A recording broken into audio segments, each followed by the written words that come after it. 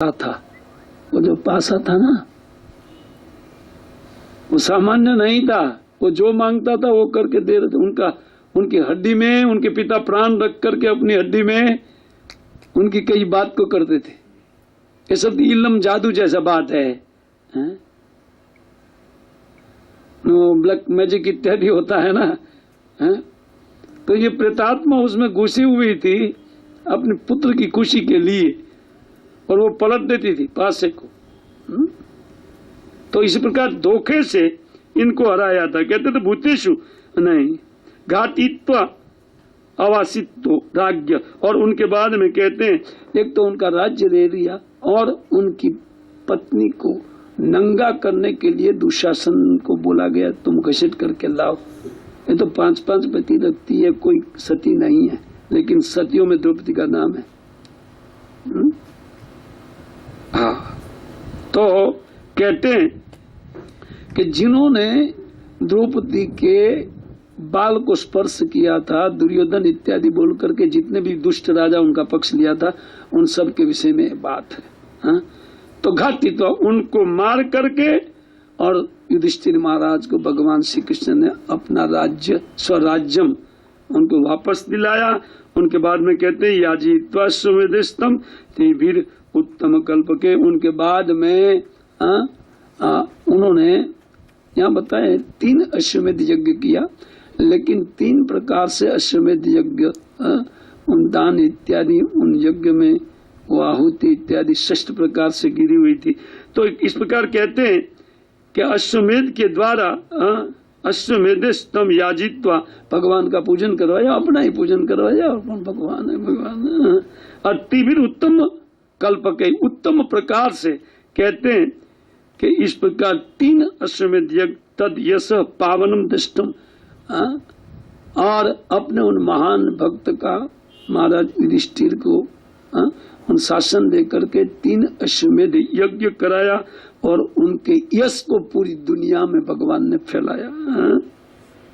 कैसे बोले सतम अन्योर इवातनोत, जिस प्रकार 100 यज्ञ करने वाले इंद्र का यश विख्यात है, उसी प्रकार महाराज युधिष्ठिर को राजसूय यज्ञ करके जरासंध का वध करते हुए और भगवान ने उन राजसूय यज्ञ करवाया, जिससे महाराज युधिष्ठिर का ख्याति पूरे विश्व में फैल गया और 7 द्वीप वाली पृथ्वी का एक अकेले चक्रवर्ती सम्राट के रूप में अपने भक्त को भगवान ने स्थापित किया। ये तो भगवान है। हाँ? कहते हैं क्या मंत्र पांडु पुत्रांश सैन्य उद्धव संयुतम। अब सब काम हो गया, ये देखते हुए युधिष्ठिर महाराज से मंत्रणा किया कि देखो भाई बहुत लंबा काल हो गया, 8-10 महीना हो गया, ये युद्ध हुआ, ये हुआ, आपको अब आप सब कुछ शांत हो गया है, कोई भी एक भी आपका शत्रु नहीं रहा है, इसलिए अभी मुझे द्वारका जाना चाहिए। द्वारका वासी भी मेरे भगत लोग हैं, और वो कितना हमारा रोज वो नाम लेकर के रोज प्रतीक्षा कर रहे हैं, प्रतीक्षा में रहते हैं। तो आमंत पांडु पुत्रांश युधिष्ठिर महाराज के बाद 7 मंत्रणा किया, और सैन्य और उद्धव संयुक्त, और सात्यकी के साथ उद्धव के साथ वो रथ पर बैठे, लेकिन बैठने से पहले उन द्वैपायन शिवेद व्यास महाराज का सम्मान किया, और विप्रों ने भी भगवान का पूजन किया। तो इस प्रकार गंतुम कृतम अति ब्रह्मन, उन्होंने सोच लिया कभी जाने के लिए वो रेडी हो गए, रथ पर बैठे हुए थे। द्वारिका रथमास्थिता, वो द्वारिका रथ चलने ही वाला था, उसने में एक दुर्घटना हो गई। इस संसार ऐसा है, यहाँ कितना भी सुंदर व्यवस्था किया जाए फिर भी कहीं से उठेगा, दुर्दैव दुर्भाग्य इत्यादि कहीं से उठेगा। कहते द्वारिका रथम आस्थित कृतम मतिर, भगवान की बुद्धि हो गई नहीं, अभी द्वारिका जाना है, इसलिए मंत्रणा किया यह वह, और बैठे ब्राह्मणों का पूजन किया। क्षत्रिय लोग जब जाते हैं पहले ब्राह्मणों का पूजन करते हैं, फिर चलते हैं। तो ब्राह्मणों ने प्रति पूजन किया भगवान का। और जब इस प्रकार तो उपलेभे अभी धावंतिम उत्तरम भय विवलम, और सामने से दौड़ती हुई उत्तरा आ रही थी। अभिमन्यु की पत्नी वो मरी नहीं थी, उनका पति के मृत्यु के बाद वो जी रही थी, क्योंकि उनके पेट में एक बच्चा था, गर्भ था। गर्भवती सती नहीं हो सकती है, तो कहते उपलेभे अभिदायंतिम उत्तराम, देखा उत्तरा को दौड़ती आ रही है, और भय भी बोला, और भयभीत होकर के वो दौड़ती आ रही थी, उनका वस्त्र क्षत हो रहा था, और ऐसे ही सामने से, रथ के सामने से आ रही थी। उत्तरोवाच पाहि माम, कहते पाहि पाहि महायोगिन देव देव जगत पते न अन्नम तद भयम पश्य यत्र मृत्यु परस्परम। बोलते भगवान हमारा रक्षा कीजिए, पाहि माम हमारा रक्षा कीजिए। क्यों? क्योंकि ये रक्षा के लिए आप ही एकमात्र अकेले व्यक्ति है, और कोई रक्षा नहीं करता। कहते महायोगिन देव देव जगत पते, 3 विशेषण दिया भगवान के लिए। वो सब देवताओं के भी पूजनीय है, और वो महायोगिन है, योगियों के ईश्वर वही है, और जगत के पति है।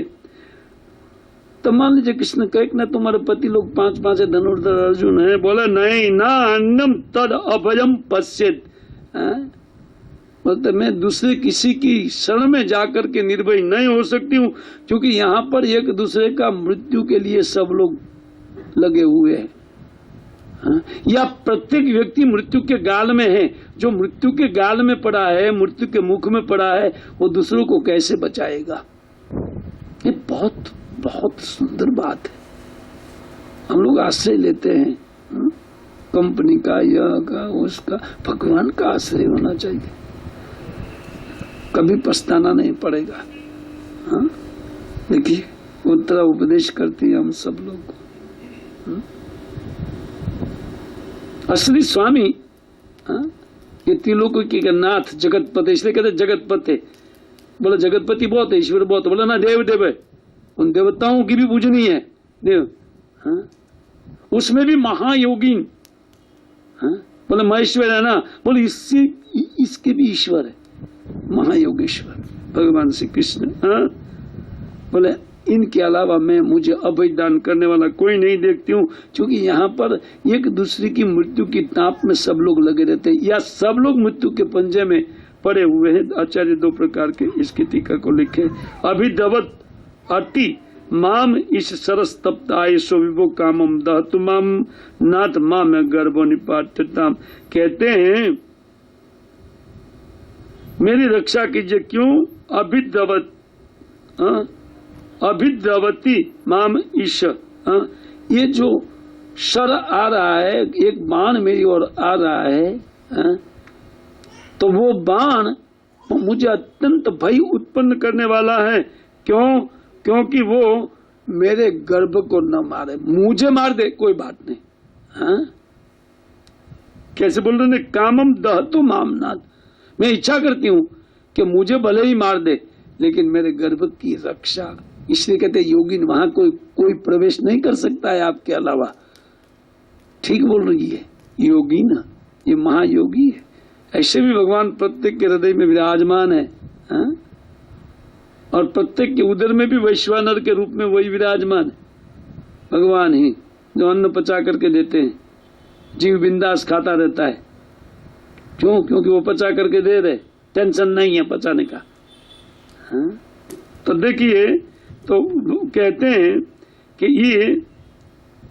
ये तीर मुझे मार दे कोई बात नहीं, लेकिन मेरे न कहते हैं माँ मैं गर्भो निपाते था, वो मेरे गर्भ को न मारे। क्यों? क्योंकि ये कब्रों का अंतिम बीज है। बहुत सुंदर प्रार्थना है। श्रुतुवाच उपदार्य वचस्तस्या भगवान भक्त वत्सल। जब इस प्रकार उन भक्त वत्सल भगवान ने सुना, उपदार्य उनके वचन को सुना भगवान ने, तो भगवान है साक्षात। अब पांडव मिदम कर तुम द्रोणम अस्तम अबुद्ध, तो तुरंत भगवान ने जान लिया क्या घटना हो गई है। तो भगवान तो अंतर्यामी है, वो तुरंत जान लिया तत्काल कि ये अश्वत्थामा का परिशोध है। अश्वत्थामा ने, और न केवल एक इनके बेटे को मारने के लिए परीक्षित को जो गर्भ में थे, बल्कि दूसरा 5 अस्त्र पांडवों की ओर भी आ रहा था। अगले श्लोक में बता रहे इस बात को।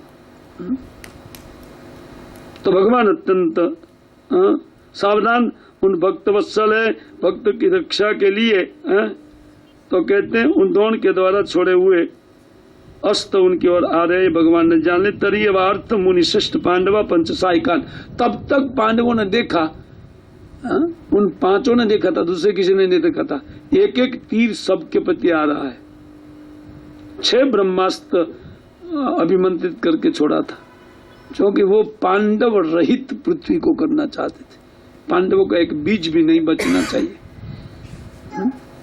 लेकिन भगवान जिनकी रक्षा करना चाहते हैं उनको कौन मार सकता है।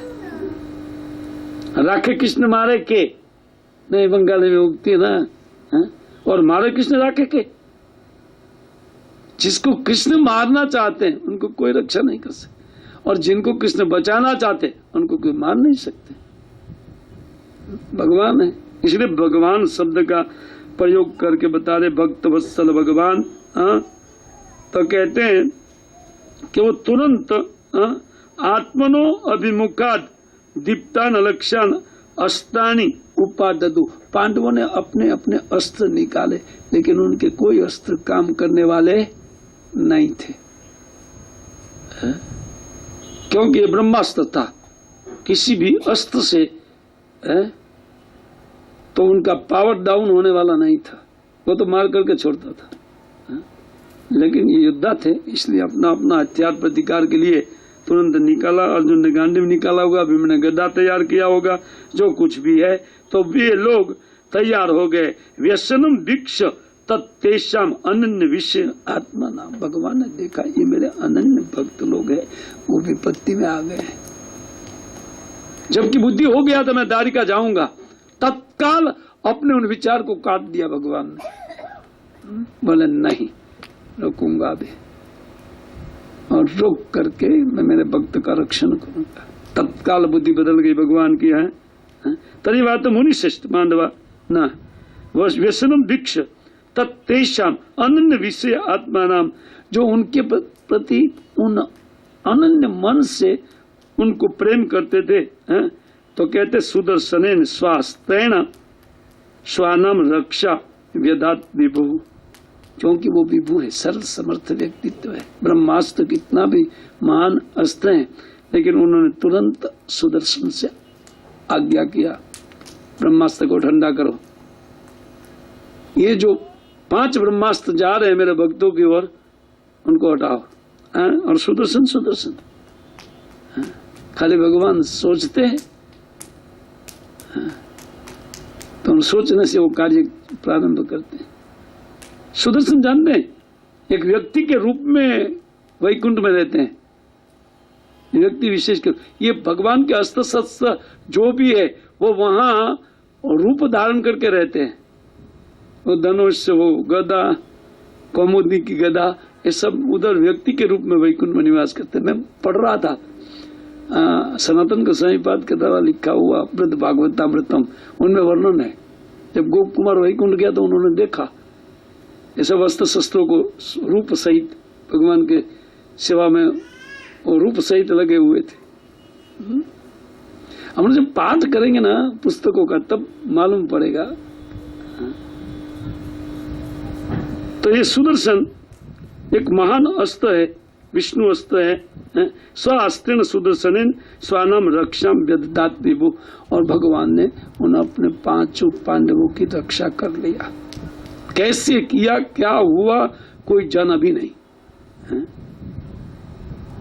सब लोग देख रहे, कुंती देख गई इन सारी बातों को कि कैसे भगवान ने इसका रक्षा किया। पांडवों ने देखा कि भगवान के सुदर्शन चक्र ने इन सायकों को काट दिया, शांत कर दिया। ये ब्रह्मास्त्र थे, कोई सामान्य अस्त्र नहीं था। तो ऐसे समर्थ व्यक्ति का आश्रय ग्रहण करना चाहिए ना। आप कहेंगे नहीं, उनके सामने भगवान थे इसलिए आश्रय ग्रहण किया। हम तो दिखाई नहीं देते भगवान कहाँ है। भगवान सर्वत्र है, इसीलिए प्रार्थना की स्तुति की आवश्यकता है। उन स्तुति को तत्व से भगवान को जानने की आवश्यकता है। जब व्यक्ति तत्व ज्ञान को प्राप्त हो जाएगा, वो सर्वत्र भगवान की उपस्थिति को प्राप्त होगा। और फिर कहीं भी बगैर कृष्ण वो नहीं रहेगा, कहीं अकेला नहीं रहेगा। वो देखेगा कि मेरा रक्षण प्रतिक्षण कृष्ण करते हैं। न केवल परीक्षित का रक्षा गर्भ में किया, हमारा सबका रक्षा गर्भ में किसने किया? क्या मां ने किया क्या? वो तो खाती पीती रहती है जो भी चाहिए, क्योंकि उस टाइम चटका बढ़ जाता है। गर्भ जब पेट में होता है, स्त्रियों को मालूम है, ऐसा बात लिखी है शास्त्र में। तो ये इसके कारण वो ज्यादा तीखा, डबल चटनी इत्यादि सैंडविच, और अंदर जो बच्चा है ना वो जलता है, तो दाह उत्पन्न करता है उनके देह में जा करके। वो इनका देह एकदम कोमल नया नया होता है, वो क्या रक्षा करेगी? वो जानती ही नहीं कि ये पुत्र को दाह देने वाला चीज मैं न खाऊं। वो तो अपनी जीभ को देख रही है। इस संसार में सभी लोग अपना देख रहे हैं, दूसरे का कोई नहीं देख रहे। भगवान सबका रक्षा, हमारा भी रक्षा गर्भ में भगवान ने किया है। ये नहीं कि परीक्षित महाराज का वर्णन है, उसने उनका रक्षा किया, उनको भजन परिचित करेंगे, मुझे क्या जरूरत है? अरे हमको जरूरत है, क्योंकि हमारा रक्षा भी भगवान किया, तभी हम लोग गर्भ में से बाहर निकले। देखिए कहते सुदर्शन स्वास्त्रेण स्वानाम रक्षा व्यदात विभु, क्योंकि वो सत समझ भगवान थे, इसलिए अपने भक्तों का रक्षा किया। क्यों ना? भक्त वत्सल, स्वाभाविक भक्ति के प्रति भगवान का चित्त अपने, ये मेरा व्यक्ति है ऐसा चित्त होता है। अत्यंत वात्सल्य, मई मार्ग से भी ज्यादा प्रेम भगवान अपने भक्तों को करते। अंतरस्तः सर्वभूतांतरात्मा योगेश्वरो हरि और समाया आवरणोत गर्भम वैराट्य कुरुतंतवे, और एकमात्र कुरुकुल का बीज था उनके विस्तार के लिए, तंतव्य का अर्थ उनको बनाए रखने के लिए, उनको नष्ट नहीं होने देने के लिए श्री भगवान अंतर्यामी के रूप में हृदय में होते हुए भी वो कुंती महारानी देख रही है कि वो तुरंत झट से उत्तरा के गर्भ में भागे। और दो अस्त्र, चक्र और गदा, कदाचित एक आध फेल कर जाए, फेल नहीं करेगा, लेकिन भगवान की इतनी उत्सुकता होती है भक्त रक्षण में, कदाचित फेल कर जाए तो दूसरे से वार करेंगे। चक्र गदा ले करके वो गर्भ में प्रवेश किए। परीक्षित महाराज उनको देख रहे, ये पुरुष कौन है? अद्भुत, अंगूठे जैसा रूप है, इस साइज का, छोटा सा चक्र, छोटी सी गदा, लेकिन पूरे विश्व को संहार कर सकते। छोटा सा नहीं है, एक गुड़िया जैसा छोटी सी।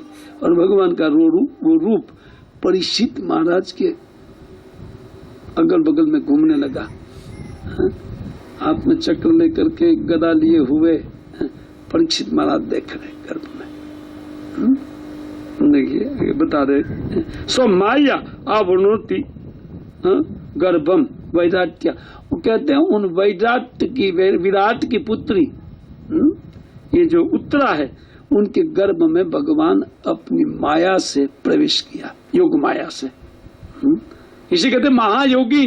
उत्तरा ने पहले कहा आप महायोगी है, आप जा सकते हैं वहां, गर्भ की रक्षा कोई नहीं कर सकता है। कौन कर सकता है गर्भ की रक्षा? लेकिन महायोगिन जगत पते, इसलिए वो बोल दिया देव सब देवताओं की रक्षा किए है, आप हमारे गर्भ की रक्षा कीजिए। देवताओं का भी रक्षा आप ही करते हैं ना, क्योंकि आप महासमर्थ व्यक्तित्व है योगिन। तो कहते स्वमाया आवरणो, आवरणो, उनको आवरण बना दिया। मतलब भगवान एकदम गोल गोल गोल गोल ऐसा घूम रहे थे जैसे चारों ओर भगवान खड़े हो गए, लेकिन वो चक्कर काट रहे थे उत्तरा के गर्भ के बगल में। क्योंकि कुरुतंत्र में वो कुरुकुल का विस्तार अभी बनाए रखना चाहते थे कि कुरुकुल आगे चले, भगवान का इच्छा था। यद्यपि अस्त्रम ब्रह्म शिरस्तम अमोघम चा अप्रतिक्रियम, यद्यपि कहते हैं ब्रह्मास्त्र जिनकी कोई प्रतिक्रिया नहीं थी, निवारण नहीं था, लेकिन भगवान, इसलिए तो कहा गया है कि भगवान है, उन ब्रह्म तेज को भी उन वैष्णव तेज असाध्य सम साम्यद भृगुद्वह कहते हैं। हे भृगुनंदन अर्थात हे सौनक जी, उसी प्रकार कहते हैं कि वो भगवान के तेज ने, उन सुदर्शन ने या भगवान के तेज ने उन ब्रह्मा जी के तेज को शांत कर दिया। ब्रह्मास्त्र ब्रह्मा जी का अस्त्र है, उनको शांत कर दिया। और मां मंस्ताम एतद आश्चर्यम सर्वा आश्चर्यमय अच्युत, और कहते इसमें कोई आश्चर्य की बात नहीं है, कोई बड़ा आश्चर्य नहीं है, क्योंकि सर्व आश्चर्यमय विभु, भगवान सब आश्चर्यमय है।